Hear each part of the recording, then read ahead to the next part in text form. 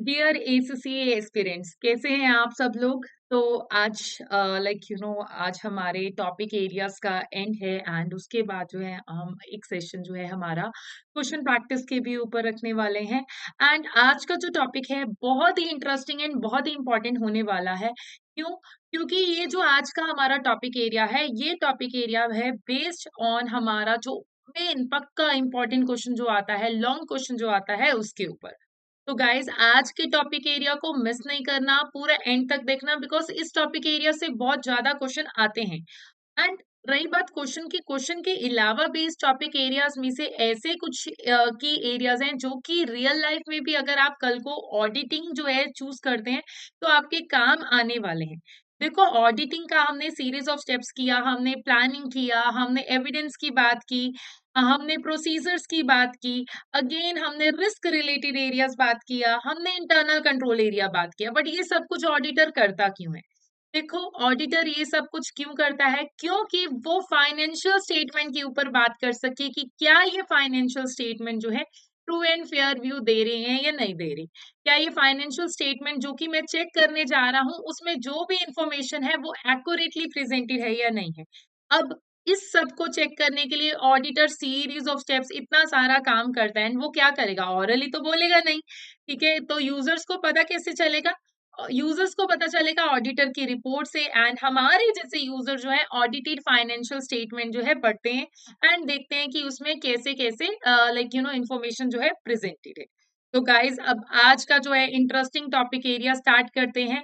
आज का topic area compile किया गया है कंप्लीशन रिव्यू एंड रिपोर्टिंग, जो कि बहुत ही ज्यादा इंपॉर्टेंट टॉपिक एरिया है हमारे ऑडिटिंग की हिस्ट्री में। मतलब कि मैं ऐसा पेपर एक्सपेक्ट ही नहीं कर सकती जिसमें कि कंप्लीशन रिव्यू एंड रिपोर्टिंग का टॉपिक ना आए। तो देखिए, आज हम जो है करने वाले हैं कंप्लीशन एंड रिव्यू के बारे में। एंड कंप्लीशन एंड रिव्यू की अगर हम बात करें, रिपोर्टिंग की बात कर रहे हैं, तो कुछ एक की एरिया आएगा जिसका नेम होता है मिस स्टेटमेंट। मिस स्टेटमेंट कैसे होगी, उससे कैसे डील करना है। अगेन सब्सिक्वेंट इवेंट, जिस जिस स्टूडेंट ने F7 पढ़ लिया होगा उसको तो पता ही होगा कि सब्सिक्वेंट इवेंट क्या होते हैं, कैसे उसको डील किया जाता है। And again very important topic area हमारा टाइप्स ऑफ रिपोर्ट, कौन कौन सी टाइप ऑफ रिपोर्ट होती है। एंड फिर इन्हीं रिपोर्ट्स के बेस पे हमारा जो ऑडिटर है कैसे तरह के जो है ओपिनियन जो है देता है। तो चलिए हमारी एसीसीए की क्लासेस की जर्नी के साथ, but again make sure that आप जो है इस जर्नी में हमारी ऐप और हमारी पीडब्ल्यू लाइव का यूज अच्छे से कर रहे हैं। आपको इससे हमारी क्लास के नोट्स जो मिल जाएंगे आप उनको डाउनलोड कर सकते हैं। सभी लेक्चर्स के नोट वहां पर अवेलेबल हैं। वहां पर आपके पास डेली प्रैक्टिस प्रॉब्लम भी अवेलेबल है। अगेन आप अपनी प्रोग्रेस को ट्रैक कर सकते हैं विद रेगुलर असेसमेंट। अगेन आप क्या कर सकते हैं, कोई भी नोटिफिकेशन आपको आने वाला है उस नोटिफिकेशन को आप ग्रैब कर सकते हैं। एंड अगेन साथ साथ जो है आपको डाउट सॉल्विंग में भी हेल्प मिलेगा। तो ये कुछ की एरियाज हैं आपकी अपनी हमारी अपनी पीडब्ल्यू ऐप के साथ। सो देखिए, इसको यूज करना मत भूलना, वेरी इंपॉर्टेंट कि आप इस ऐप का अच्छे से यूटिलाइजेशन जो है कर रहे हैं। तो चलिए चलते हैं आज की journey completion and review stage. देखिए, कंप्लीशन एंड रिव्यू, ऑडिटर ने ऑडिट तो कर लिया, बट लास्ट स्टेज यानी कि जो मेरी फाइनल स्टेज है, ऑडिटर उसमें क्या क्या स्टेप्स लेने वाला है हम इस स्टेज में वो कवर करने वाले हैं। फाइनल रिव्यू, लास्ट में चेकिंग, जैसे आपका पेपर होता है लास्ट मिनट हम चेकिंग करते हैं ना, ऐसे ही लास्ट मिनट रिव्यू ऑडिटर जो है करता है। एंड अगेन इसमें ऑडिटर चेक करता है कि मिस स्टेटमेंट का इवैल्यूएशन, देखो मिस्टेक जो होती है 100 रुपए की भी हो सकती है, 100 करोड़ की भी हो सकती है। अब वो देखो डिपेंड करेगा ऑर्गेनाइजेशन टू ऑर्गेनाइजेशन, और ऑर्गेनाइजेशन के लिए वो मिस्टेक कितनी इंपॉर्टेंट है, वो कुछ की एरियाज हम उसमें चेक करते हैं। एंड अगेन कुछ की एरियाज में से एक एरिया हमारे पास आता है सब्सिक्वेंट इवेंट्स का। सब्सिक्वेंट इवेंट क्या होते हैं थोड़ी देर बाद देखते हैं। F7 स्टूडेंट, F3 स्टूडेंट जिसने भी लाइक अकाउंट्स पढ़ लिया उसको तो पता ही होगा कि सब्सिक्वेंट इवेंट क्या होते हैं। एंड किसी भी ऑर्गेनाइजेशन के लिए सबसे इम्पोर्टेंट बात गोइंग कंसर्न। ऑडिटर ये फैक्ट्स जरूर देखता है अपनी रिपोर्ट में कि क्या जिसका मैं ऑडिट करने जा रहा हूँ वो बिजनेस गोइंग कंसर्न बेस पे है भी या नहीं। एंड अगेन कई बार क्या होता है हमारा ऑडिटर जो है एविडेंस कलेक्ट नहीं कर पाता है अच्छे से, एंड देन उस वाले सिनेरियो में उसके रिटन रिप्रेजेंटेशन का साथ लेना पड़ जाता है। तो ये सब कुछ की एरियाज जो है हम आज के टॉपिक एरिया में कवर करने वाले हैं।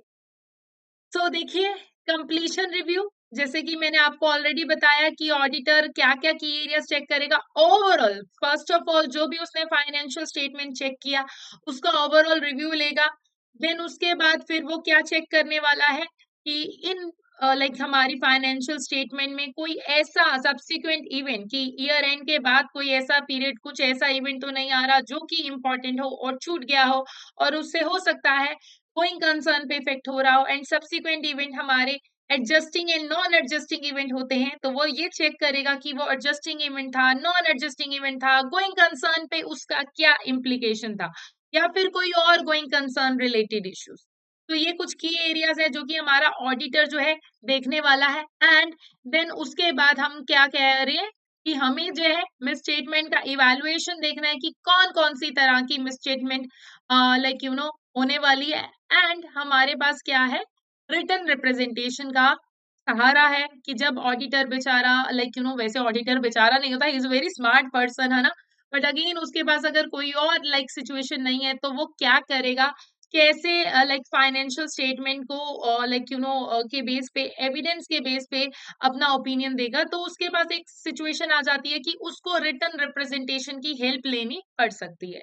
तो ये कुछ की एरियाज हैं जिसका आपको ध्यान रखना है गाइस। समराइज फॉर्म में आप इसको अपने खुद के क्रिस्प नोट्स भी बना सकते हैं, इन इन पीपीटीज की भी आप हेल्प ले सकते हैं ताकि आप लास्ट मिनट रिवीजन जो है कर सकें।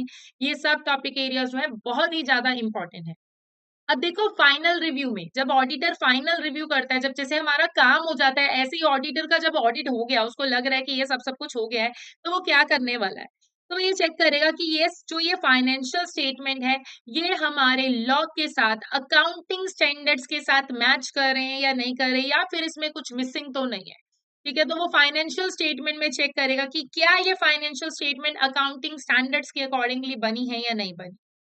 अब ये तो ऑडिटर ने देख लिया कि फाइनेंशियल स्टेटमेंट जो है अकाउंटिंग स्टैंडर्ड्स के साथ बनी है या नहीं बनी। अब जो लाइक ऑडिटर को उस बिजनेस के बारे में देखो, हर बिजनेस की लाइक एप्लीकेशन नॉलेज एप्लीकेशन जो होती है अलग होती है। तो ऑडिटर चेक करेगा कि ये जो फाइनेंशियल स्टेटमेंट है इन लाइक ऑडिटर के अकॉर्डिंगली कुछ कुछ फाइनेंशियल स्टेटमेंट का स्ट्रक्चर किसी तरीके से होना चाहिए था, तो क्या ये फाइनेंशियल स्टेटमेंट उसी स्ट्रक्चर के अकॉर्डिंगली बनी है या नहीं बनी है। तो ऑडिटर ये की एरिया भी चेक करेगा अगेन। फिर इसके बाद अब देखो, जो ऑडिटर है अब हमेशा वो मैनेजमेंट के बेस पे नहीं जाएगा, वो ये भी चेक करेगा कि इसकी ऑडिटर ने जो काम किया, ऑडिट की टीम ने जो काम किया, वो जो रेगुलर स्टैंडर्ड थे, जो हमारे ऑडिटिंग स्टैंडर्ड थे, लॉज एंड रेगुलेशन थे, उसके अकॉर्डिंगली ऑडिट अपना काम कर पाया या नहीं कर पाया। एंड अगेन फिर उसके अगेन जब वो कर पाया या नहीं कर पाया उसके लिए वो ये चेक करेगा कि ये इसकी अकाउंटिंग पॉलिसीज जो है प्रॉपर ये लाइक इस क्लाइंट के यहाँ पर फॉलो की गई थी या नहीं थी। एंड यस इसी के बेस पे वो क्या बोलेगा कि यस की फाइनेंशियल स्टेटमेंट जो है like true and fair view दे रही है या नहीं दे रही। अगेन और क्या वो देख सकता है कि यस की फर्म ने जो भी प्रोसीजर लाइक हमारी ऑडिट फर्म है, right, it's about audit firm. ठीक है, तो ऑडिट फर्म जो है उसने प्रॉपर फुल फ्लेज प्रोसीजर जो है फॉलो किए हैं या नहीं किए। तो ये कुछ की एरियाज का जो है ध्यान रखा जाएगा। फाइनल रिव्यू स्टेज पे इसको हम क्या कहते हैं, लास्ट स्टेज। तो लास्ट स्टेज पे ऑडिटर जो है ये की एरियाज का ध्यान रखेगा कि ये सब कुछ फॉलो किया गया था या नहीं किया गया था। तो इन इन इन फॉलोइंग इन सब बातों का ध्यान देने के बाद ऑडिटर जो है बोल सकता है कि ये फाइनेंशियल स्टेटमेंट ठीक है या नहीं है। तो देखते हैं। तो रिव्यूअर रिव्यूअर मतलब वो कौन होगा, चेकर, राइट। जो लास्ट में काम चेक कर रहा है वो रिव्यूअर है। वो क्या रिव्यू कर रहा है, should ask has the work has been performed in accordance with the professional standard. तो ये जो ऑडिट का काम किया गया है अकाउंटिंग स्टैंडर्ड्स के अकॉर्डिंगली किया गया है या नहीं किया गया है। And again legal requirement fulfil की गई है या नहीं की गई है। कोई सिग्निफिकेंट मैटर, कोई इंपॉर्टेंट मैटर था जो कि इस मीटिंग में इस दौरान अगर जो है हमें लग रहा हो रेस किया गया, तो उसको हमने ध्यान दिया है या नहीं दिया है। कई बार कुछ कुछ सिनेरियोज में हमें जो है एक्सटर्नल एडवाइस की नीड पड़ सकती है, जहां पर हमें एक्सपर्ट की ओपिनियन की नीड पड़ेगी। तो ऐसा अगर कुछ था तो कंसल्टेशन हमने लिया, एंड उसके बेस पे अगर कोई कंक्लूजन जो है आया था, उसको हमने डॉक्यूमेंट किया एंड उसको इम्प्लीमेंट किया। दैट मीन्स रिकॉर्ड किया कि हाँ, कहाँ से एडवाइस ली थी एंड वो एडवाइस कैसे हमने इम्प्लीमेंट की। तो ये की एरियाज हम देखने वाले हैं। एंड अगेन, अगर ऑडिटर को लास्ट स्टेज पे आते आए लगता है कि यस, कि मुझे जो है और एविडेंस कलेक्ट करने की जरूरत थी, मुझे जो है ज्यादा टाइम देने की जरूरत थी, हो सकता है कि मुझे सैंपल साइज बढ़ाने की जरूरत थी, considering the risk, right, consider किया उसने रिस्क को, राइट। तो उसने देखा कि ये जो है रिस्की क्लाइंट है, तो यहाँ पर मुझे ज्यादा टाइम देने की जरूरत है, तो वो क्या करेगा, चेक करेगा कि यस, यहाँ पर क्या मैं ज्यादा इन्वेस्ट करूं, टाइम अपना ज्यादा रिसोर्सेस लगाऊं। एंड अगेन, जो हमने काम किया, वो काम के बेस पे हम कह सकते हैं कि जो हम कंक्लूजन पे पहुंचे वो कंक्लूजन सही थे। तो ये कुछ की एरियाज का हमें जो है ध्यान रखना है हमारी लास्ट स्टेज पे। बेसिकली रिव्यू, लास्ट स्टेज हमारी क्या होती है, कंप्लीशन, मतलब काम फिनिश कर रहे हैं हम इसके बाद हम अपनी जो है रिपोर्ट प्रिपेयर करेंगे। तो वो फिनिश करने से पहले लास्ट मिनट जो चेक होता है, ये ऑडिटर कुछ की एरियाज का उसके ऊपर ध्यान देगा। अब लास्ट स्टेज में हम हैं, तो जो भी हमने काम किया, देखो ऑडिटिंग वर्क में ना सबसे इंपॉर्टेंट क्या होता है, आप प्रोफेशनल बन चुके हैं, तो आप जो भी काम कर रहे हैं वो डॉक्यूमेंट होना चाहिए, सो दैट कि आपके पास प्रूफ हो, राइट। एंड अगेन, जो एविडेंस आपने लिए थे, कलेक्ट किए थे, वो सफिशिएंट है एंड अप्रोप्रिएट है ऑडिट रिपोर्ट को साथ में हेल्प करने के लिए, कि हाँ, इसी बेस पे that, so that auditor can say कि यस, इस बेस पे मैंने ये ऑडिट ओपिनियन दिया। तो auditor can say, based on these evidence,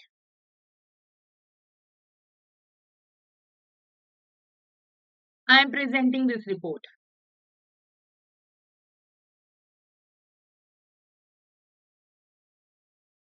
तो इन्हीं एविडेंस के बेस पे हम रिपोर्ट दे रहे हैं, and have the objective of the engagement procedure have been achieve. तो अगेन, अब ऑब्जेक्टिव मतलब कि पर्पस, मुझे इस काम को, जो आपने जिस काम के लिए मुझे यहाँ पर लेके आए थे, यस, वो काम पूरा हो गया, यस, मैंने अच्छे से सारी चेकिंग कर ली, तो इसी के बेस पे हम बोल पाएंगे कि इस ऑडिट करने से हमारा जो ऑब्जेक्टिव है अचीव हो पा रहा है।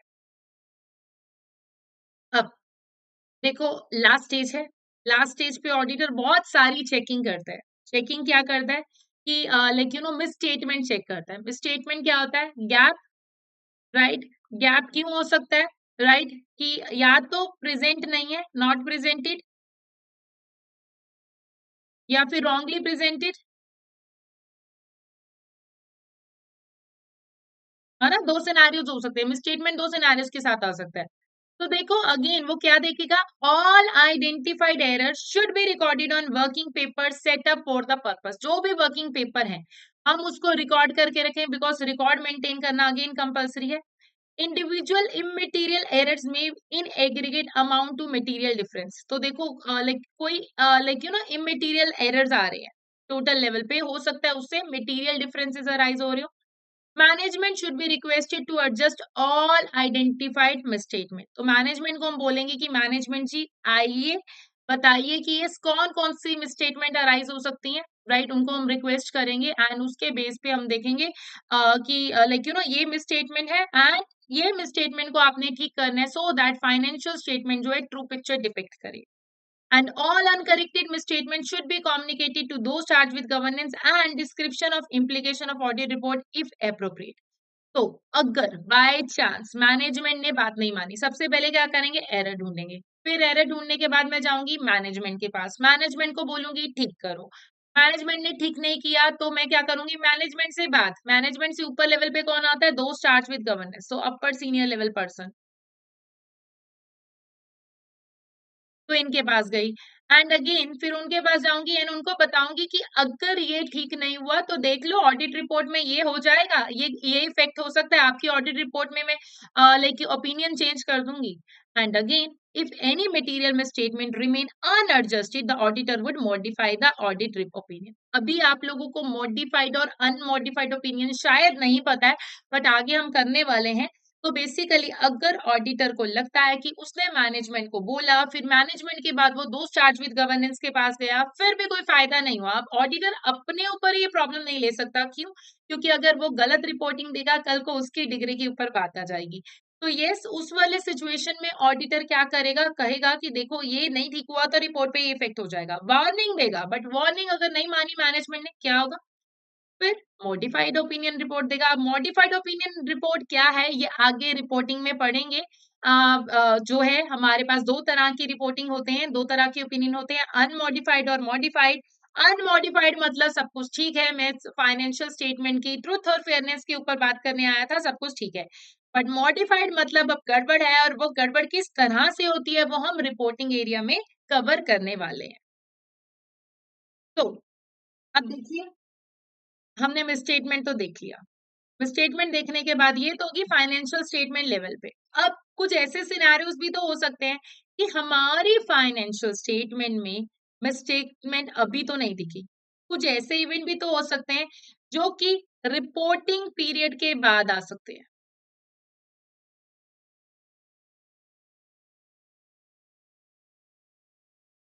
अब रिपोर्टिंग पीरियड के बाद मतलब बैलेंस शीट डेट के बाद, बेसिकली बैलेंस शीट डेट के बाद।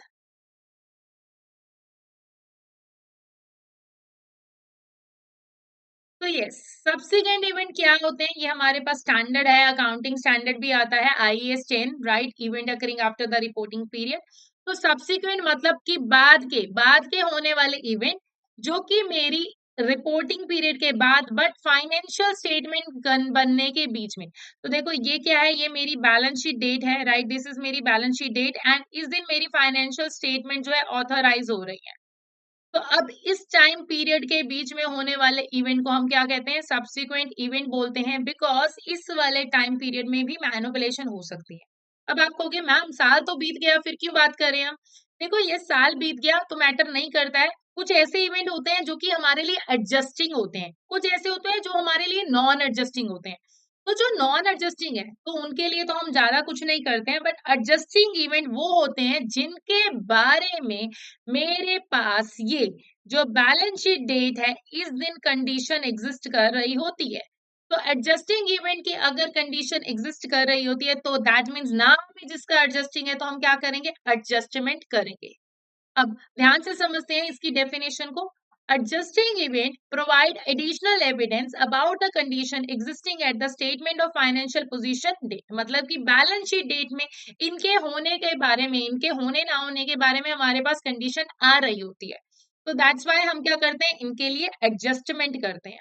अब रिक्वायर एडजस्टमेंट, अब क्या क्या उसमें आएगा, देखो ट्रेड रिसीवेबल, जैसे कि बैलेंस शीट डेट में आज 31 मार्च है, सपोज मेरा ईयर एंड 31 मार्च है, तो 31 मार्च को मेरे पास रिसीवेबल खड़े हैं, मैंने किसी पर्सन से ले 1 लाख रुपया लेना है। अब जैसे ही साल बीता, 1 अप्रैल आया, उसने बोला अप्रैल फूल राइट। सो ये उस वाले केस में क्या हुआ, मैं तुम्हारे पैसे नहीं देता, मुझे 31 मार्च को पैसे खड़े थे, वो ऐसा हो सकता था कि वो पर्सन पैसे नहीं देगा, तो वो क्या हो गया एडजस्टिंग इवेंट, इसके बारे में मुझे इसी साल की फाइनेंशियल स्टेटमेंट में एडजस्टमेंट करनी होगी।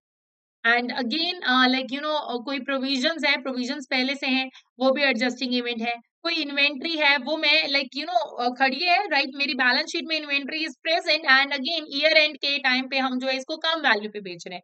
तो मतलब कि ये सब इनके बारे में होने की कंडीशंस मुझे बैलेंस शीट डेट पे दिख रही है कि कुछ भी हो सकता है, देन इन दैट कुछ भी हो सकता है वाले केस में हम एडजस्टमेंट करके चलते हैं। अब देखिए, जो हमारे होते हैं नॉन एडजस्टिंग इवेंट, तो नॉन एडजस्टिंग इवेंट जिसका नेम ही पता चल रहा है कि एडजस्टमेंट नहीं होना, राइट, तो दैट मीन्स कि इनके लाइक इनके पास हमारे पास प्रोवाइड एविडेंस नहीं होते हैं, कंडीशन इनके बारे में नहीं होती है, evidence about condition arising after the statement of financial position दे। मतलब कि उस दिन नहीं है, बैलेंस शीट की डेट में नहीं है, बैलेंस शीट डेट के बाद के इनके एविडेंस होते हैं। तो उस दिन मतलब मैं कुछ नहीं कर सकती। तो इसीलिए हम इनके बारे में क्या करते हैं, सिर्फ डिस्क्लोजर, वो भी कब, जब ये मटेरियल होते हैं। जैसे कि सपोज करो आज लाइक 10th फेब है, 15 फेब है, मे बी आज 28 फेब है, राइट। तो चलिए आज 28 फेब है। तो आज मैं क्या कर रही हूँ, इस फाइनेंशियल स्टेटमेंट में लाइक कुछ नहीं कर रही हूँ, क्योंकि मेरा ईयर एंड है 28 फेब। अब 1 अप्रैल को अगेन नेचर ने मेरे साथ एक मजाक किया और आग लग गई। ठीक है, बट मेरी बैलेंस शीट की जो लाइक फाइनेंशियल स्टेटमेंट है, ये अप्रूव होनी है लाइक सपोज करो 15th ऑफ मई, तो अभी टाइम पीरियड है। तो अब इस वाले सिनेरियो में अगेन फायर अगर डिस्ट्रक्शन होगी, पहले तो नहीं पता था मुझे, कुछ सपना तो नहीं आने वाला कि ऐसा कुछ होगा 1 अप्रैल पे मेरे साथ मजाक हो जाएगा और लाइक फायर लग जाएगी। अब इस वाले सिचुएशन में मैं ये देखूंगी डिस्क्लोजर कब करेंगे, अगर उस फायर के होने से मेरे बिजनेस का नुकसान हो गया और इस तरह से होगा कि मेरे गोइंग कंसर्न पे इफेक्ट हो गया, मतलब कि कुछ मटेरियल बात हो गई, तो हम डिस्क्लोजर करते हैं। इंजरी हो गया, कुछ भी हो गया, तो मतलब कि ये क्या होगा, कुछ एग्जांपल्स है जिनकी होने की कंडीशंस मेरे पास बैलेंस शीट डेट पे प्रेजेंट नहीं थी। वो क्या होते हैं, हमारे नॉन एडजस्टिंग इवेंट होते हैं, जिनके होने की कंडीशन मेरे पास बैलेंस शीट डेट पे प्रेजेंट थी, दे आर माई एडजस्टिंग। अब देखते हैं, up to the date of audit report, auditor must watch out subsequent event that might require adjustment or disclosure in the financial statement. अब देखिए, audit report होने तक auditor क्या करेगा, चेक करता रहेगा कि ये कुछ ऐसा तो नहीं हो गया इस टाइम पीरियड में जिसके कारण मुझे फाइनेंशियल स्टेटमेंट में एडजस्टमेंट या डिस्क्लोजर की रिक्वायरमेंट है। ऑडिटर ये चेक करेगा। अब जिस दिन ऑडिट रिपोर्ट साइन हो गई, अब देखो ऑडिटर की इस वाले टाइम पीरियड के बाद ना ड्यूटी नहीं होती। अब देखो उसके पास एक क्लाइंट थोड़ा है, उसको और भी तो काम करने हैं। तो यस, उसकी उसके बाद तो कोई रिपोर्ट की रिगार्डिंगली ड्यूटी नहीं है, ड्यूटी नहीं है। पहले क्या करेगा, लाइक जब तक ऑडिट रिपोर्ट साइन नहीं हो वो चेक करता रहे। जैसे ही ऑडिट रिपोर्ट जो है हमारी जो है बन गई, साइन हो गई, राइट, तो उसके बाद उसकी एक्टिव ड्यूटी तो नहीं है, नो एक्टिव ड्यूटी।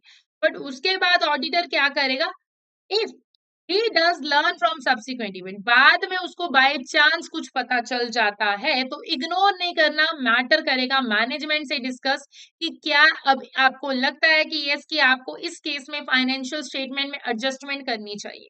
अब मैनेजमेंट बोलती है करना चाहिए तो करना चाहिए। अब देखो क्या कर सकते हैं इसमें, हम इंक्वायरी कर सकते हैं, डिस्कशन कर सकते हैं, मिनट्स ऑफ द मीटिंग, इस टाइम पीरियड के दौरान कोई मीटिंग हुई होगी वो चेक करेंगे, बजट चेक करेंगे, मैनेजमेंट अकाउंट्स को चेक करेंगे, राइट। ये कुछ की एरियाज हम चेक करेंगे, रिटन रिप्रेजेंटेशन मंगवाएंगे, एंड देन फिर लाइक उसके अलावा हम क्या करेंगे, नॉर्मल प्रोसीजर लाइक हम फॉलो करेंगे।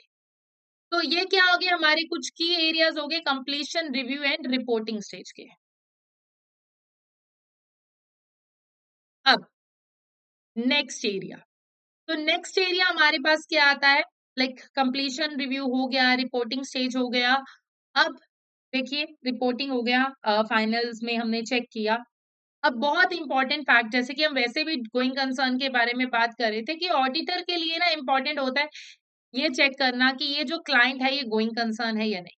गोइंग कंसर्न मतलब कि गोइंग कंसर्न केस में लाइक हम ये चेक करते हैं कि लाइक ये कंपनी जो है आगे चलती रहेगी या नहीं चलती, राइट। और आगे 10 साल 20 साल की हम बात नहीं कर रहे, हम सिर्फ इसी वाले 1 साल की बात करें। So a company is assumed to be going concern if it is likely to continue the trading for foreseeable future। मतलब कि कोई कंपनी गोइंग कंसर्न तब मानी जाती है कि वो आगे चलती रहे। तो again, when preparing the financial statement, directors should assess whether there are significant doubt about the entity ability to continue as a going concern। तो जब कभी भी हम जो है फाइनेंशियल स्टेटमेंट प्रिपेयर कर रहे हैं, बीइंग अ डायरेक्टर, देखो फाइनेंशियल स्टेटमेंट कौन प्रिपेयर करता है, financial statements prepared by management, यानी कि डायरेक्टर्स, ठीक है, यही प्रिपेयर करते हैं।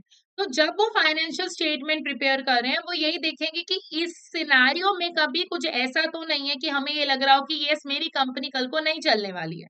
अब फिर ऑडिटर की इसके रिस्पेक्ट में क्या ड्यूटी हो जाती है, तो ऑडिटर की रिस्पॉन्सिबिलिटी इस सिनेरियो में क्या है कि ये चेक करना कि मैनेजमेंट ने जो भी गोइंग कंसर्न के अजम्पशन के बारे में सोच रखी थी वो सही है, right, and whether the adequate disclosure regarding uncertainty about entity ability to going concern are correct. देखो, एक सिनेरियो में आपको पहले बता देती हूँ, बहुत सारे बच्चों को ना इस बात पे कंफ्यूजन रहती है। गोइंग कंसर्न ना होना इज नॉट अ प्रॉब्लम।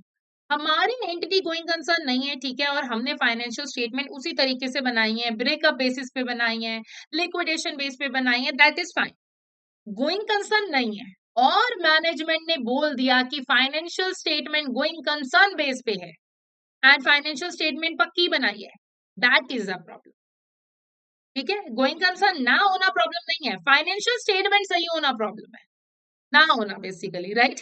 तो देखो अब क्या इंडिकेटर्स हैं, देखो हमें कहाँ से पता चलेगा कि हमारी जो कंपनी है वो गोइंग कंसर्न के इश्यूज को फेस कर रही है, उसको लाइक इश्यू हो सकता है कि कंपनी हो सकता है ना चले। तो क्या है typical indicators of going concern problem, क्या है? नेट करंट लायबिलिटीज, मेरे लायबिलिटीज ज्यादा है, एसेट नहीं है, ठीक है। अब मुझे चाहिए पैसे और मार्केट से पैसा नहीं मिल रहा, कैश फ्लो में प्रॉब्लम आ रही है, बिजनेस जो है जो लॉस हो रहा है, डेट में पे नहीं कर पा रही, इवन टैक्स नहीं पे कर पा रही, मेरी ऑर्गेनाइजेशन के की मैनेजरियल पर्सन जो है चले गए, की सप्लायर चले गए। अब इस वाले सिनेरियो में मेरा बिजनेस, अगर मैं ये देखूं तो बिजनेस जो है डिस्ट्रप्शन की तरफ जा रहा है।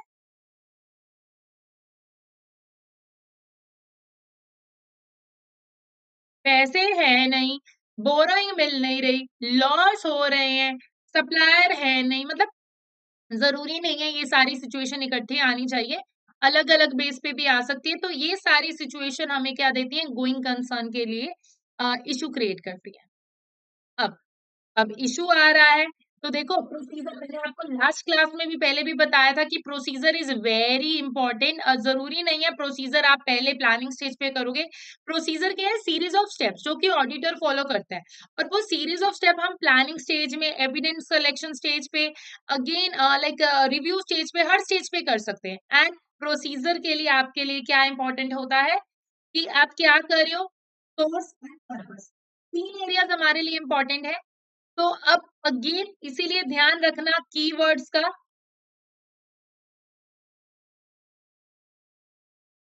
राइट, यहाँ पर हमारे पास इंपॉर्टेंट है कीवर्ड्स। कीवर्ड्स जो कि है मेरे ये सारे क्या है, एक्शंस,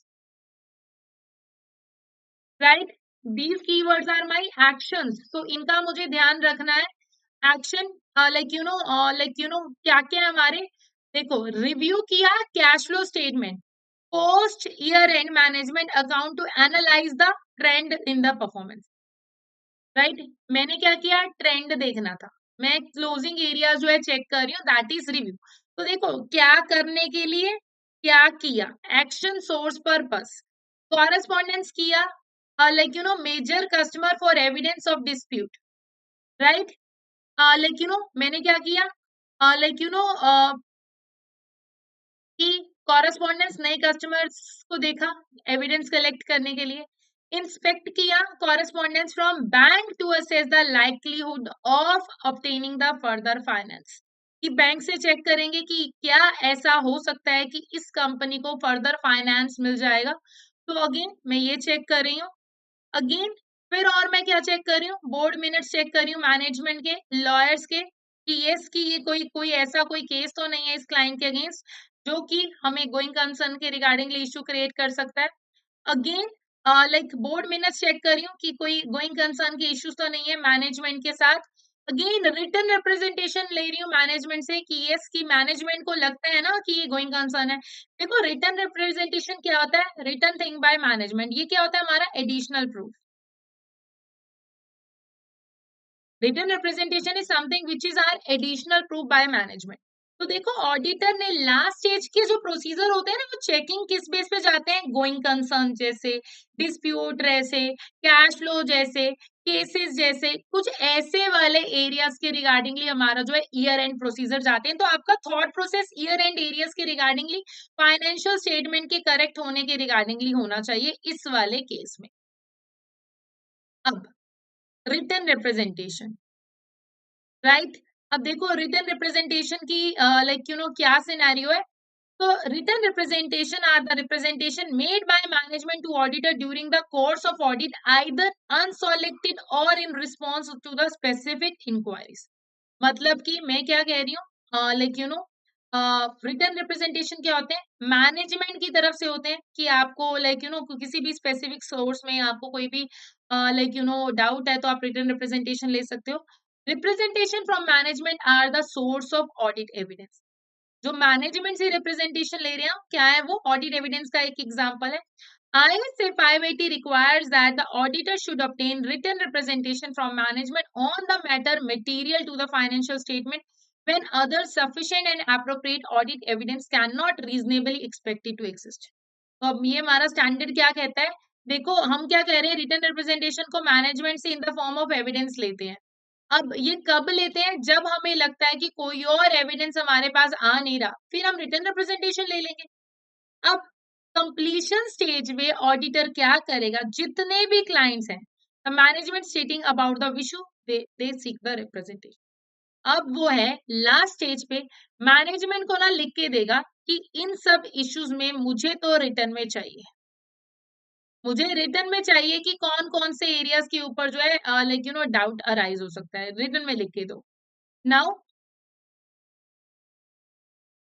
नाउ क्या क्या है, देखो रिटन रिप्रेजेंटेशन क्या है, बस एडिशनल सोर्स ऑफ एविडेंस। अगर मैं इसको ये देखो, this is the additional source of evidence.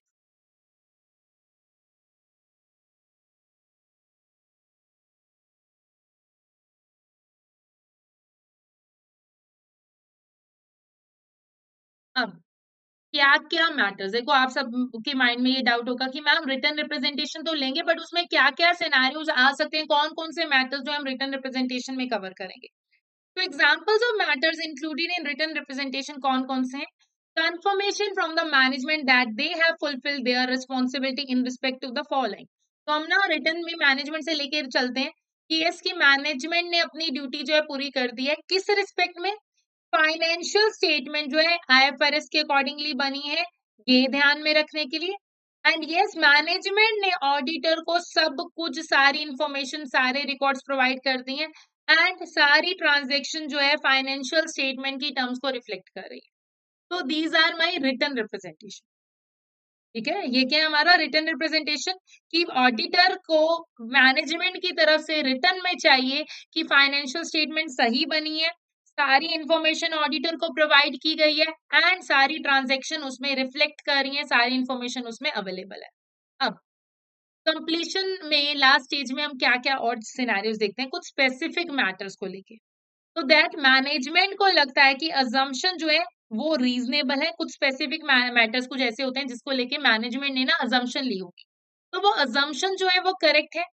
सारी कोई लाइबिलिटीज है, कोई भी प्रोविजन है, कोई ऐसा नहीं है कि कोई इनकम्प्लीट हो, कोई लाइबिलिटी अंडरस्टेटेड हो, ऐसा कुछ नहीं है। एंड यस, मोस्ट इंपॉर्टेंट कि यस की जिस भी एरिया के बारे में हम बात करें वो चलता रहेगा, ऐसा नहीं है कि गोइंग कंसर्न रिलेटेड इश्यूज या हम बाद में इसको बंद कर देंगे। ये कुछ की एरियाज हम रिटर्न में लेके चलते हैं as additional evidence, as additional proof to safeguard ourselves. अब उसके अलावा देखो, अगर ऑडिटर को कोई भी फ्रॉड पता है या फिर किसी सिचुएशन में डाउट है कि कि कोई फ्रॉड है ना, तो मैनेजमेंट रिटर्न में क्या बताएगा, all known and suspected fraud have been communicated to the auditor. कि हाँ, मैनेजमेंट को लग रहा था कि इस सिनेरियो में कोई फ्रॉड हो सकता है, तो हमने आपको बता दिया है। एंड अगेन कोई भी नॉन कॉम्प्लायंस का सिनेरियो है वो भी हमने आपको कम्युनिकेट कर दिया, ऐसा कुछ नहीं है जो हमने आपको कम्युनिकेट नहीं किया है।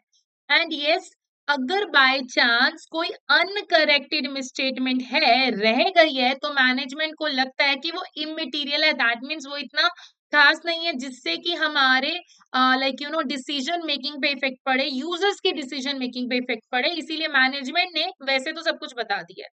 एंड अगेन बाय चांस कोई भी सब्सिक्वेंट इवेंट है वो ऑडिटर को मैनेजमेंट ने बता दिया है, कोई गोइंग कंसर्न इशू है वो भी ऑडिटर को मैनेजमेंट बता चुकी है। अब इस सब से क्या होगा, अगर ऑडिटर ये सब कुछ रिटर्न में ले लेगा तो बाद में इसके रिगार्डिंगली कोई इश्यू होता है तो ऑडिटर के लिए एक किस्म का ये सेफगार्ड है। So written representation are documentary evidence obtained directly by auditor, however, not an independent. So the auditor used professional judgment to assess the value of such representation, consider management competence to make the representation and management integrity. देखो like obviously ये देखो ये financial statement कौन बना रहा है? Management. Written representation कौन दे रहा है? मैनेजमेंट. तो मैं इसको एक अकेला प्रूफ तो मान नहीं सकती हूँ कि हाँ मैनेजमेंट ने ये दे दिया सब कुछ ओके एंड मैं चुप करके बैठ जाऊं और अच्छे से काम ना करूं. But this is just additional proof कि इसके बेस पे मैं लाइक थोड़ा सा रिलैक्सिंग हो सकता है बट हम इसको एज अ सब्स्टिट्यूट नहीं मान सकते हैं. तो देखिए कंप्लीशन स्टेज तो हमारी हो गई कि ये इसकी कंप्लीशन. लास्ट स्टेज पे ऑडिटर क्या क्या स्टेप्स करेगा. अब ये सब एविडेंस उसने कलेक्ट कर लिए, गोइंग कंसर्न चेक कर लिया, मैनेजमेंट की इंटीग्रिटी चेक कर ली, फाइनेंशियल स्टेटमेंट सही से बने हैं या नहीं बने हैं देख लिया, सब्सिक्वेंट इवेंट भी उसने देख लिया. अब ये सब कुछ चेक करने के बाद हमारा ऑडिटर क्या करेगा. तो देखो अब नेक्स्ट हमारे पास क्या आ जाती है? Reporting stage. तो अब देखो रिपोर्टिंग स्टेज यानी कि लास्ट स्टेज राइट. अब इसमें क्या करना है? ऑडिटर ने क्या करनी है? प्रिपेयर करनी है audit report and share with management stakeholders में. कॉमन वे में कह देती हूँ स्टेक होल्डर्स. एंड ये जो रिपोर्ट होती है पब्लिकली अवेलेबल होती है. तो अब आज जो अब जो हम पढ़ने वाले हैं वो है ऑडिट रिपोर्ट के बीच में क्या होता है. देखो ऑडिट रिपोर्ट में ऑडिटर देता है अपना ओपिनियन. ओपिनियन मतलब कि मैं मेरा क्या ख्याल है इस फाइनेंशियल स्टेटमेंट के बारे में. अब दो तरह के ओपिनियन होते हैं. एक होते हैं अनमॉडिफाइड, एक होते हैं मॉडिफाइड. अनमॉडिफाइड मतलब कि सब कुछ ओके है एंड मॉडिफाइड मतलब कि मिसस्टेटमेंट है. दो तरह के ओपिनियन होते हैं. ये हो गए हम जो इसमें कवर करने वाले हैं. तो ध्यान से देखते हैं. देखिए मेरे पास ऑडिट ओपिनियन कौन कौन से होते हैं. एक अनमॉडिफाइड ओपिनियन अनमॉडिफाइड रिपोर्ट में आ गया right. Unmodified report is the standard working. ठीक है. इसकी स्टैंडर्ड वर्डिंग देख लो. आपको फुल फ्लेज रिपोर्ट नहीं बनानी बट आपको पता होना चाहिए बिकॉज इसके एक्सट्रैक्ट्स आपको बोलने को आ सकते हैं. लाइक कुछ कुछ पैराग्राफ बेस में आ सकता है, पूरी पूरी रिपोर्ट नहीं आती है. तो मॉडिफाइड रिपोर्ट क्या है? Is any change from the standard working. ठीक है. स्टैंडर्ड वर्डिंग मतलब कि जो स्टैंडर्ड मतलब जब सब कुछ ओके था तो ओके है में से कोई चेंजेस होगी. अब ये कैसे हो सकता है? This can be achieve by modifying the wording of the audit opinion और by adding additional paragraph to the report. मतलब कि जो स्टैंडर्ड फॉर्मेट है उसमें कुछ भी चेंज आ गया, या तो ऑडिट ओपिनियन चेंज हो गया या फिर कुछ एडिशनल कम्युनिकेशन आ गया, उस वाले सिनेरियो में मेरी मॉडिफाइड रिपोर्ट हो जाएगी. रिपोर्ट मॉडिफाई हो रही है, रिपोर्ट में चेंजेस हो रही हैं, basically change report from standard format.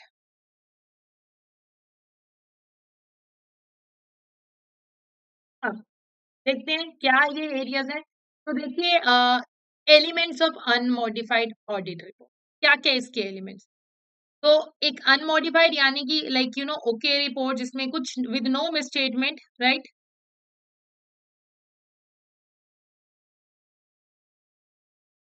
एक ऐसी रिपोर्ट जिसमें कोई मिसस्टेटमेंट नहीं है. आपको बनाना नहीं है बट इसका आपको पता होना चाहिए लाइक स्टेप्स क्या क्या है. तो एक टाइटल आता है, एक आपके पास एड्रेसी किसके लिए कर रहे हैं, ऑडिटर का ओपिनियन. ये क्यों स्टार्टिंग में होता है इसका पीछे एक रीजन है ताकि जिसको पूरा रिपोर्ट नहीं पढ़ना वो इसके बेस पे थोड़ा सा जजमेंट ले सकता है कि इस कंपनी में इंटरनली चल क्या रहा है. तो एक क्रक्स फॉर्म मिल जाता है उससे. एंड यस फिर बेसिस ऑफ ओपिनियन की ये जो ओपिनियन है आपको किस बेस पे मिल रहा है वो. एंड कैम पैराग्राफ, इसको हम कैम के नेम से भी जाना जाता है राइट. कैम पैराग्राफ अगर कंपनी लिस्टेड कंपनी है तो एक ये पैराग्राफ आता है. एंड ये लिस्टेड कंपनीज में आता ही है, चाहे कुछ गलत है चाहे नहीं है, ये कैम पैराग्राफ आने वाला है. Other information paragraph again regarding कुछ इंफॉर्मेशन जो कि अपार्ट फ्रॉम फाइनेंशियल स्टेटमेंट है. अगेन रिस्पॉन्सिबिलिटी ऑफ मैनेजमेंट हमारे पास आ जाता है. एंड हमारे पास ऑडिटर की रिस्पॉन्सिबिलिटी की ऑडिटर की इन फाइनेंशियल स्टेटमेंट को लेके क्या रिस्पॉन्सिबिलिटी है वो आ जाएगा. And other reporting responsibilities. तो एक स्टैंडर्ड फॉर्मेट है हमारी रिपोर्ट का. इस स्टैंडर्ड फॉर्मेट के बाद हम चलते हैं कुछ की एरियाज देखते हैं कि लास्ट जब इसको हम एंड करेंगे तो क्या आएगा कि ये इसकी इंगेजमेंट पार्टनर मतलब कि ये ऑडिट ऑडिट में कौन इन्वॉल्व था, उसके साइन, उसका एड्रेस एंड डेट. तो ये फॉर्मेट आपको पता होना चाहिए, very important to learn the format, right, it's very important. अब चलते हैं क्या है इसमें। अब examples of an unmodified audit report. अब देखो, एक अनमॉडिफाइड ऑडिट रिपोर्ट की एग्जाम्पल देखें तो उसमें क्या क्या आने वाला है। अ, आपको बनाना नहीं है, फिर से बोल रही हूँ, बट आप फिर भी इसको एक बार चेक करके देखो। सबसे पहले लाइक ऊपर वाली हेडिंग्स को छोड़ के मेरे पास एक पैराग्राफ आ गया ओपिनियन का। उसमें ऑडिटर क्या बोल रहा है, we have audited the financial statement of that company, जिसमें कि फाइनेंशियल स्टेटमेंट में मेरे पास क्या आता है, स्टेटमेंट ऑफ फाइनेंशियल पोजीशन, जो कि हमारी balance sheet, comprehensive income, statement of changes in equity, cash flow, notes including the summary of significant accounting policies. तो basically balance sheet, P and L, सब कुछ आ गया जो जो मेरे फाइनेंशियल स्टेटमेंट के एलिमेंट है। अब in our opinion the accompanying financial statement present fairly, यानी कि सब कुछ ओके है, इन ऑल मटेरियल रिस्पेक्ट और to give true and fair view, मतलब वर्डिंग ऐसे हो सकती है, of the financial position of the company is इनको एंड ये सब कुछ ठीक है। मतलब इसके अकॉर्डिंगली क्या पता चल रहा है, ठीक है सर, राइट, ये ओपिनियन हमने दे दिया। अब इसी क्या बेसिस ऑफ ओपिनियन क्या होगा, वो किस बेस पे बोल रहा है, देखो, we conducted our audit in accordance with, हमारे ऑडिटिंग स्टैंडर्ड्स के अकॉर्डिंगली काम किया। हमारी इसमें रिस्पॉन्सिबिलिटी क्या थी कि यस की लाइक इस रिपोर्ट में हम वो बोलेंगे, वी आर इंडिपेंडेंट, मतलब मैं इंडिपेंडेंट हूँ, मैंने बायस नहीं किया, मैंने एथिकल रिक्वायरमेंट मीट की है, and we have fulfilled our ethical responsibilities with this requirement, हम एथिकल प्रॉपर जो भी होना चाहिए था वैसे काम किया, एंड हमें लगता है कि जो भी एविडेंस हमने चेक किए हैं वो एप्रोप्रिएट है, जिसके बेस पे हम ये ओपिनियन दे पाए कि सब कुछ ओके है। तो इस बेस पे, किस बेस पे हम बोल रहे हैं सब ठीक है,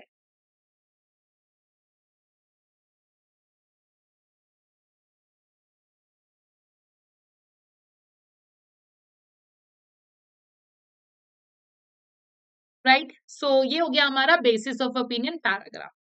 अब फिर उसके बाद एक पैराग्राफ आता है हमारे पास, scam paragraph, very important paragraph होता है। ये किसके लिए होता है, लिस्टेड कंपनीज के लिए। अनलिस्टेड कंपनीज भी लिख सकते हैं, बट ये कंपल्सरी है, लिस्टेड कंपनी। अब ये क्या आता है, देखो, KAM matters are those matters in our professional judgment were of most significant in audit of the financial statement of the current period. These matters were addressed in the context of our audit of the financial statement as a whole and in forming our opinion therein, and we do not provide a separate opinion on these matters.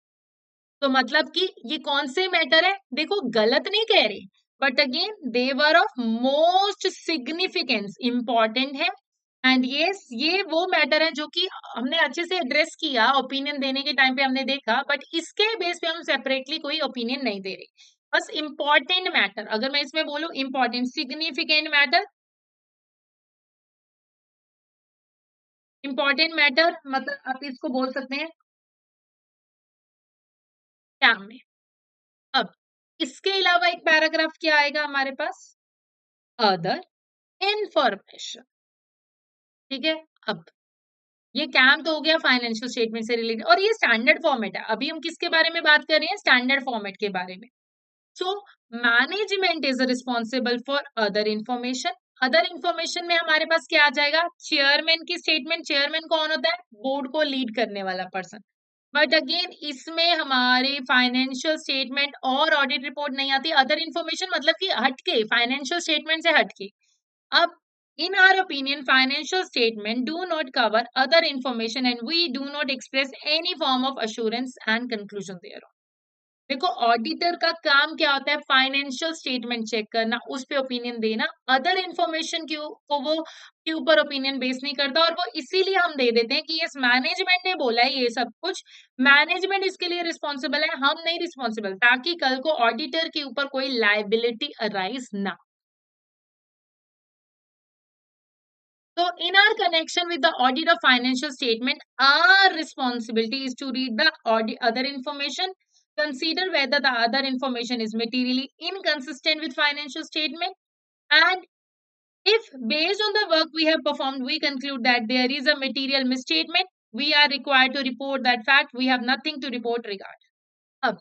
ये ना हम other information paragraph में क्या बोल रहे हैं देखो ध्यान से, आपको वर्डिंग पता होना चाहिए, उसका पर्पस क्या है, ताकि अगर बाय चांस इसके बेस पे ऑब्जेक्टिव टाइप क्वेश्चन आ जाए तो आप उसको लिंक कर सको। क्या है कि अदर इन्फॉर्मेशन में हम ये लिखते हैं कि उसके लिए रिस्पॉन्सिबल कौन है, मैनेजमेंट, जिसमें कि हमारे पास चेयरमैन की स्टेटमेंट आ जाती है। अदर इन्फॉर्मेशन यानी कि चेयरमैन की स्टेटमेंट को हम ऑडिट नहीं करें, हमारा काम क्या है, इसको बस ये चेक करना कि इसमें ऐसा तो कुछ नहीं है जो कि फाइनेंशियल स्टेटमेंट से बिल्कुल ही अलग हो एंड कुछ उसके कारण मिसस्टेटमेंट अराइज हो रहा हो, और अगर ऐसा है तो हम उसके ऊपर रिपोर्ट करेंगे, बट वैसे हम अलग से अदर इंफॉर्मेशन के लिए रिस्पॉन्सिबल जो है नहीं है।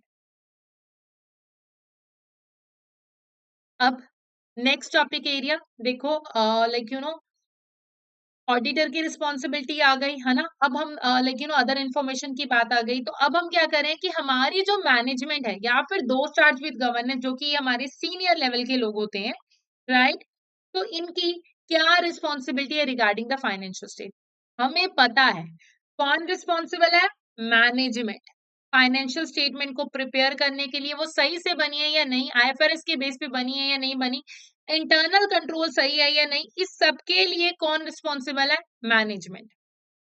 अब in preparing the financial statement, management is responsible for assessing the company's ability to continue as a going concern, right? Management की ही रिस्पॉन्सिबिलिटी है लाइक यू नो कंटिन्यू करना, गोइंग कंसर्न को चेक करना, राइट, मैनेजमेंट की responsibility. अब unless management either intend to liquidates, right, अगर management का लाइक यू नो मैनेजमेंट की रिस्पॉन्सिबिलिटी है, मैनेजमेंट ही देखेगी कि फाइनेंशियल स्टेटमेंट सही से बनी है या नहीं, those charged with governance is responsible for overseeing the company's financial reporting। देखो बनाएगा कौन, मैनेजमेंट, चेक कौन करेगा, दोस्त चार्ज विद गवर्नेंस के लोग। तो मैनेजमेंट की रिस्पॉन्सिबिलिटी गोइंग कंसर्न चलते रहना, डिस्क्लोजर रखना, अगर कहीं पे भी अगर हमें लग रहा है कि कंपनी गोइंग कंसर्न नहीं है तो उसके लिए भी मैनेजमेंट देखेगी, बट अगेन दोस्त चार्ज विद गवर्नेंस उसको आगे चेक करेंगे। अगर कंपनी गोइंग कंसर्न नहीं है, मैनेजमेंट ने फाइनेंशियल स्टेटमेंट ब्रेकअप बेसिस पे बना लिया, ओके है, कोई इश्यू नहीं है।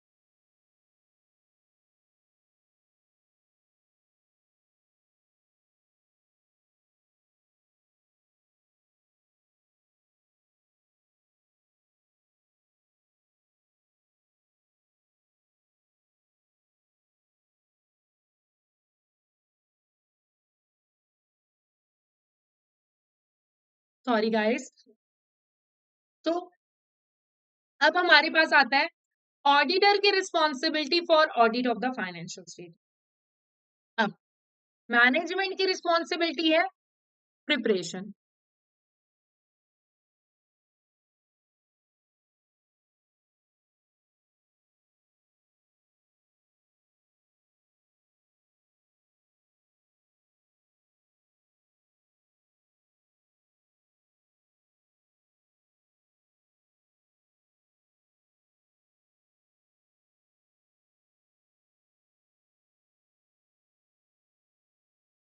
तो ऑडिटर की क्या रिस्पॉन्सिबिलिटी है कि वो ये चेक करेगा, प्रिपरेशन का चेक कि यस की फाइनेंशियल स्टेटमेंट सही से बनी है या नहीं। Our objective are to obtain reasonable assurance about whether the financial statement as a whole are free from material misstatement, whether due to fraud or error, or the issues the audit report that includes our opinion. Reasonable assurance is a high level of assurance, but it's not a guarantee that auditor conduct in accordance with ISA, which will always detect the material misstatement. अब देखो पहली बात ये auditor will give reasonable assurance, that means no guarantee. ठीक है, हम reasonable insurance दे रहे हैं, हम गारंटी नहीं दे रहे हैं। मिसस्टेटमेंट देखो फ्रॉड के कारण आएगा, और फ्रॉड जो होगा जिसने भी किया होगा उसने ये सोच के किया होगा कि ये चेकिंग होनी है। तो ऑडिटर की रिस्पॉन्सिबिलिटी क्या है कि फाइनेंशियल स्टेटमेंट चेक करना, बोलना कि यस ये फाइनेंशियल स्टेटमेंट जो है फ्री फ्रॉम मटेरियल मिसस्टेटमेंट है या नहीं है, बट अगेन एंड उसको अच्छे से चेक करना, but again there could be something जो कि ऑडिटर की आई से छूट जाए। अब As a part of an audit in accordance with standard, we exercise professional judgment, right, and maintain professional skepticism. That means the questioning mind. Auditor की क्या duty बनती है कि जजमेंट अपना जो भी उसने अपनी प्रोफेशनल जर्नी में सीखा है वो जजमेंट अप्लाई करके चले. We also identify that the risk of material misstatement of financial statement, whether due to fraud or error, design and perform the audit procedure, response to those risks, and obtain audit evidence that is sufficient and appropriate to provide the basis of opinion. The risk of not detecting a material misstatement resulting fraud is higher than for one resulting from error. अब देखो auditor की देखो responsibility क्या है कि उसने सारा भी लाइक जहां जहां पे भी उसको रिस्की एरिया चल लग रहे हैं तो वो चेक करेगा, उसी एरियाज को देख के एविडेंस कलेक्ट करेगा, प्रोसीजर चेक करेगा एंड उन्हीं के बेस पे जो है अपना ओपिनियन देगा. बट ऑडिटर साथ में ये भी लिख के चलता है कि देखो मैं ये सब तो कर रहा हूँ बट अगेन क्या रिस्क है कि इसकी मिसस्टेटमेंट जो है मिसस्टेटमेंट हो सकती है और किस कारण फ्रॉड के कारण होने की ज्यादा चांसेस है. बिकॉज फ्रॉड क्या होते हैं, इंटेंशनल होते हैं, जान करके किया जाता है एंड उस वाले केस में जो लाइक हो सकता है कि मैनेजमेंट भी इन्वॉल्व हो, इंटरनल कंट्रोल ऐसे मैनिपुलेट किया गया, तो उस वाले सिनेरियो में रिस्क रहेगा, वो बता के चले. अब और उसकी क्या रिस्पॉन्सिबिलिटी बनती है, obtain an understanding of internal control relevant to the audit. अब मैं क्या करके चलूंगी, इंटरनल कंट्रोल कैसा है वो मैं चेक करके चलूंगी, बट इसके बेस पे देखो, but not for the purpose of expressing the opinion on the effectiveness of the companies internal control. देखो मैं इसके बेस पे ओपिनियन नहीं दे रही हूँ बट वैसे मैं internal control related area check करके चलूंगी जिसके बेस पे हम बोलेंगे फाइनेंशियल स्टेटमेंट के बारे में. मतलब इसी के कारण फाइनेंशियल स्टेटमेंट पे इफेक्ट आएगा पर हम कंट्रोल पे अलग से रिपोर्टिंग नहीं देते हैं. अगेन ऑडिटर किसके लिए रिस्पॉन्सिबल है, evaluate the appropriateness of accounting policies, use and reasonableness of accounting estimation and related disclosure made by the management. तो क्या चेक करने वाले हैं कि हमारी अकाउंटिंग पॉलिसी सही थी या नहीं थी, एस्टिमेट सही थे या नहीं थे, डिस्क्लोजर जो मैनेजमेंट ने दिए वो सही थे या नहीं थे. तो ये सब क्या हुआ, हमारे रिपोर्टिंग में आ गया. And conclude the appropriateness of management use of going concern basis for accounting, and based on the audit evidence obtained whether the material uncertainty exists relating to the event or condition that may cause significant doubt on the company's ability to continue as a going concern. If we conclude that the material uncertainty exists, we are required to draw the attention on auditor report relating to disclosure of the financial statement. If such disclosure are inadequate, to modify our opinion, and our conclusion are based on the evidence obtained up to the date of audit report. लिखना नहीं है ये सब कुछ, डर जाए कहीं कोई. तो बेसिकली हमें बता रहे हैं कि देखो ऑडिटर की क्या रिस्पॉन्सिबिलिटी बनती है कि अकाउंटिंग पॉलिसी सही है या नहीं, अकाउंटिंग एस्टिमेट जो लिए गए थे वो सही थे, डिस्क्लोजर सही था या नहीं, एंड अगेन मैनेजमेंट ने जो गोइंग कंसर्न बेस के बारे में अपना जो अजम्पशन लिया वो सही था, ऑडिटर ने जो एविडेंस उसी के कारण चेक किए क्या वो मैच कर रहे हैं, या ऑडिटर को कहीं पे भी कोई लग रहा है, डाउट लग रहा है कि यहाँ पर तो गोइंग कंसर्न को लेके इश्यूज है. तो क्या ऐसा है, अगर ऐसा है तो इसका हमें डिस्क्लोजर देखना चाहिए एंड क्या इसके कारण ऑडिट रिपोर्ट में मॉडिफाई होनी चाहिए एंड कंपनी के गोइंग कंसर्न को कोई इश्यू तो नहीं है. तो ये सब कुछ की एरियाज जो है ऑडिटर कंसीडर करके चलेगा अपनी रिपोर्टिंग स्टेज में, ये उसकी ड्यूटीज का पार्ट है. अब evaluate the overall presentation structure and context of the financial statement, चाहे वो डिस्क्लोजर है चाहे फाइनेंशियल स्टेटमेंट के रिगार्डिंगली ट्रांजैक्शन है, ये सब कुछ हम इवैल्यूएशन बेस में करके चलेंगे.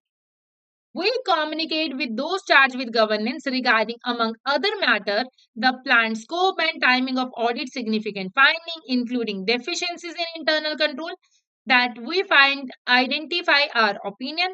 We also provide those charged with governance with the statement that we have complied with the relevant ethical requirement regarding independence and communicate with them with all the relationship and other matter that may reasonably to bear the independence. तो देखो एक तो हम presentation check करके चलेंगे कि ये financial statement का प्रेजेंटेशन स्ट्रक्चर ये सब कुछ ठीक था या नहीं था, कोई कोई ट्रांजैक्शन गलत तो नहीं थी.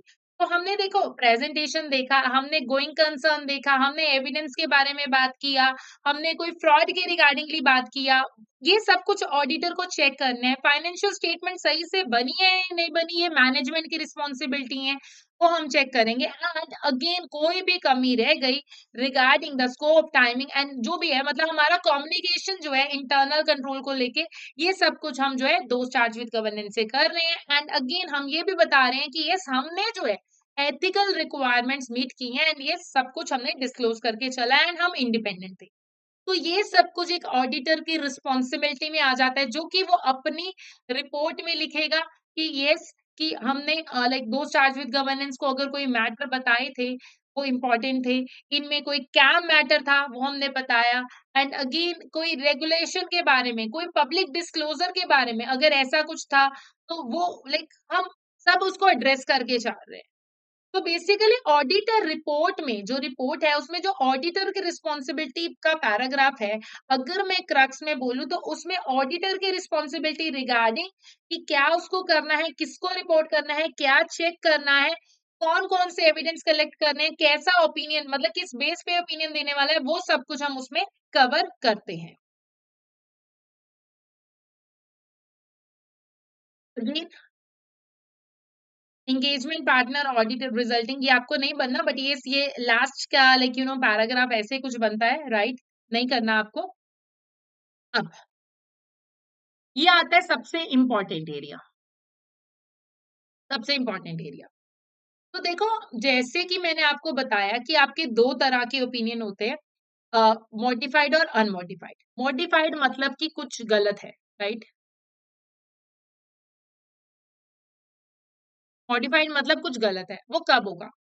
दो सिनेरियोज में हो सकता है, that financial statement are not free from material misstatement, या फिर auditor was unable to obtain sufficient appropriate audit evidence, या फिर ऑडिटर ही एविडेंस नहीं कलेक्ट कर पाया। तो जब अगर वो एविडेंस ही कलेक्ट नहीं कर पाया तो उस वाले केस में वो कैसे बोल देगा सब कुछ ठीक है? नहीं बोल सकता ना, जब मेरे पास प्रूफ ही नहीं है, बिना प्रूफ के मैं कैसे बोल दूंगी सब कुछ ठीक है? अगेन, अब ओपिनियन का मतलब ये नहीं है बस मैंने चुपचाप बोल देना है गलत है। अब इसमें ना डिपेंड करेगा मटेरियल के ऊपर और मटेरियल और परवेसिव के ऊपर कि यस मुझे कैसी वर्डिंग देनी है। अब अगर वो मिसस्टेटमेंट है और वो मिसस्टेटमेंट मटेरियल है बट परवेसिव नहीं है, मतलब कि फाइनेंशियल स्टेटमेंट, ये फाइनेंशियल स्टेटमेंट है, सारा कुछ ओके है, राइट? सारा कुछ ओके है एक्सेप्ट दिस, इतना वाला एरिया नॉट ओके, राइट? ये dark area is not okay. इस वाले सिचुएशन में मिसस्टेटमेंट तो है बट एक एरिया को छोड़ के बाकी सब कुछ ठीक है। तो वहां पर तो क्या होगा, हम क्या देंगे लाइक मेरी फाइनेंशियल स्टेटमेंट मटेरियल मिसस्टेटेड है बट वो परवेसिव नहीं है, मतलब एक एरिया खराब है। एंड दूसरा कि मटेरियल भी और परवेसिव भी है, मतलब कि ये सारा कुछ ही खराब है। तो दैट मीन्स कि इतना ज्यादा मिसस्टेटमेंट है, इतना ज्यादा इफेक्ट है कि यस कि उसके ऊपर आप पूरी की पूरी फाइनेंशियल स्टेटमेंट पे ही भरोसा नहीं कर सकते। केला मटेरियल है, हाँ ठीक है, थोड़ी एक एरिया में गलती है, बाकी सब कुछ ठीक है। मटेरियल और परवेसिव मतलब कि पूरी फाइनेंशियल स्टेटमेंट पे आप भरोसा नहीं कर सकते, can't rely on financial statement, right? अब ये क्या हो गया, इस वाले सिनारियो में क्या होगा, हमारा ओपिनियन मॉडिफाई हो रहा है। तो अब बेसिस ऑफ ओपिनियन पैराग्राफ में भी एक्सप्लेनेशन हम देंगे कि बेसिस ऑफ कौन से वाला ओपिनियन, किस कारण ये किस बेस पे आप ये बोल रहे हो। अब ये पैराग्राफ, ये चार्ट बहुत इंपॉर्टेंट है, इसी के बेस पे आपको बहुत कुछ लर्न हो जाएगा। तो देखो, auditor judgement about the pervasiveness of the matter, ये मॉडिफाइड ओपिनियन के केस में है। Financial statement are materially misstated, materially misstated है, बट हमें ध्यान से देखने वाली बात है यहाँ पर कि मटेरियल तो है बट परवेसिव नहीं है, नॉट परवेसिव। तो यहाँ पर हम क्या लाइक पैराग्राफ यूज करते हैं, क्वालिफाइड। हमारी वर्डिंग क्या होगी, एक्सेप्ट फॉर दिस, बाकी हमारी financial statement are true and fair, material but not pervasive, pervasive नहीं है, दैट मीन्स सिर्फ एक्सेप्ट वन एलिमेंट, बाकी ओके है, एक्सेप्ट वन एलिमेंट।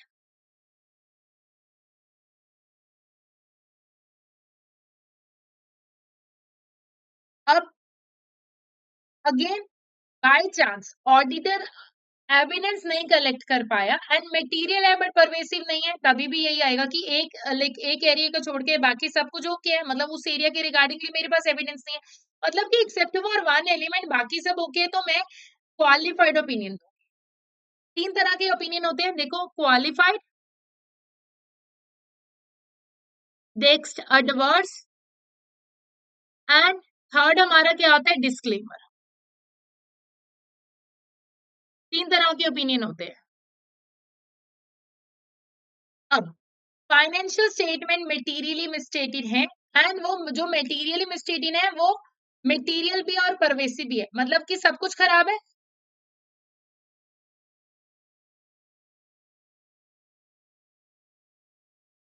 एंड मेरे पास इसका एविडेंस भी है, दैट मीन्स मैं क्या ओपिनियन दूंगी, एडवर्स ओपिनियन, गलत है भाई, सब कुछ गलत है।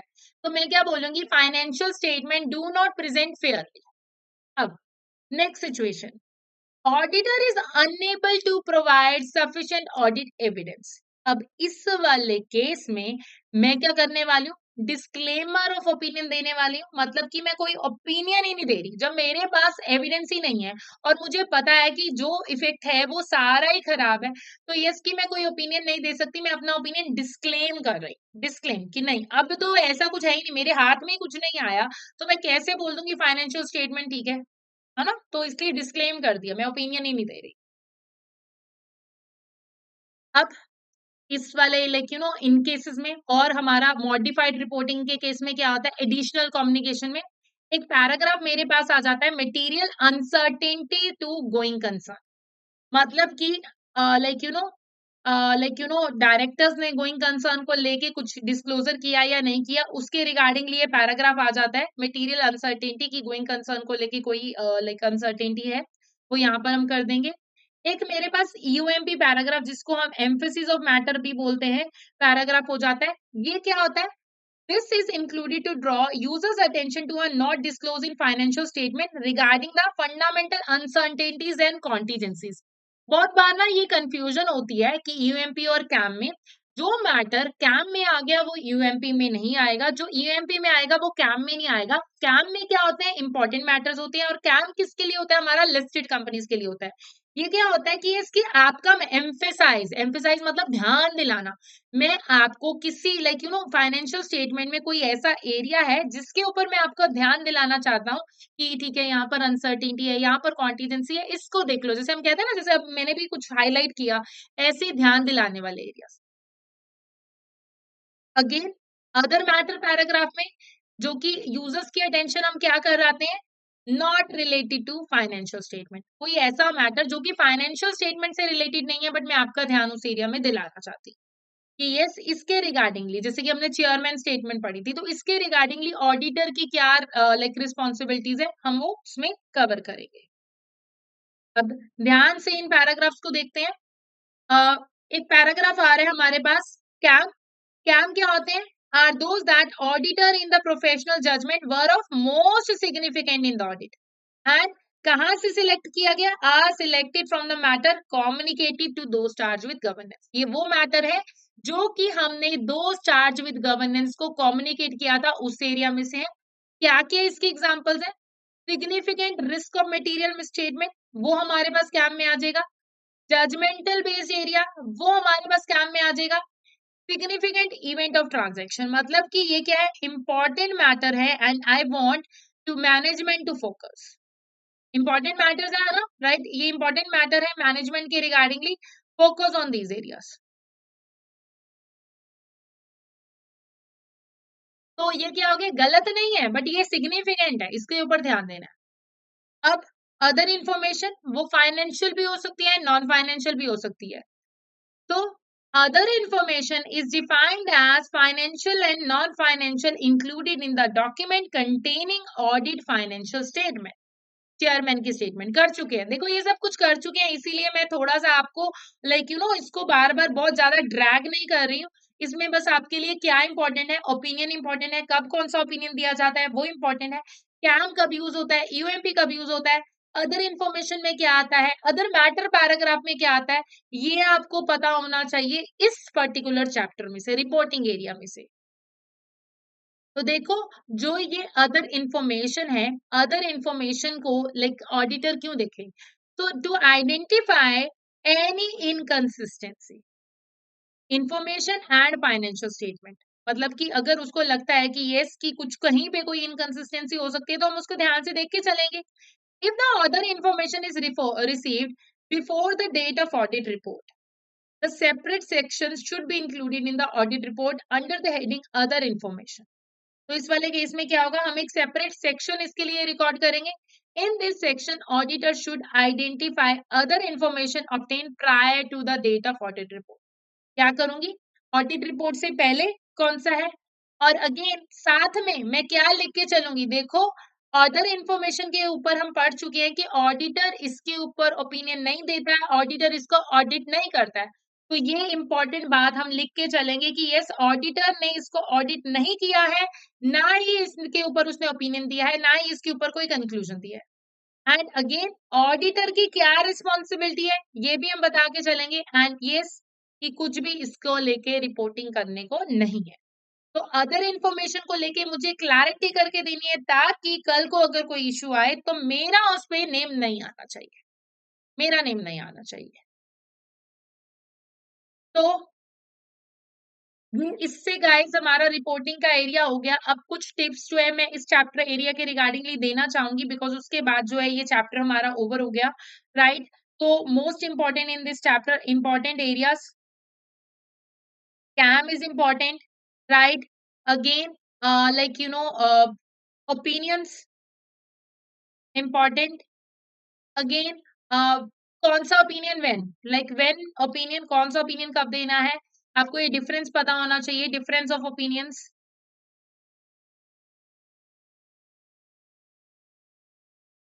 अगेन आपको ये पता होना चाहिए कि कैम कब आएगा और EAMP कब आएगा.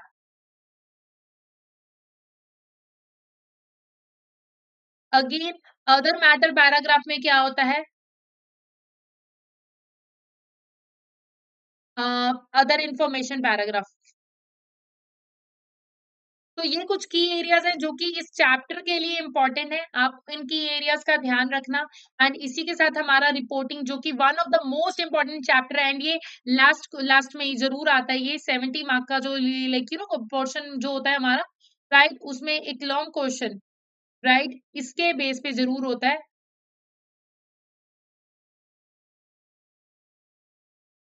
तो इस चैप्टर को यू कैन निग्लेक्ट. तो गाइस इसी के साथ हमारा जो है ये टॉपिक एरिया रिपोर्टिंग जो है ओवर हो गया. एंड हम मिलेंगे इसके बाद हमारी नेक्स्ट क्वेश्चन प्रैक्टिस सेशन में. एंड देन फिर हम थोड़ी सी एग्जामिनेशन टिप्स भी है आपके साथ जरूर शेयर करेंगे. तो thank you so much guys, and good luck for your ACC examination.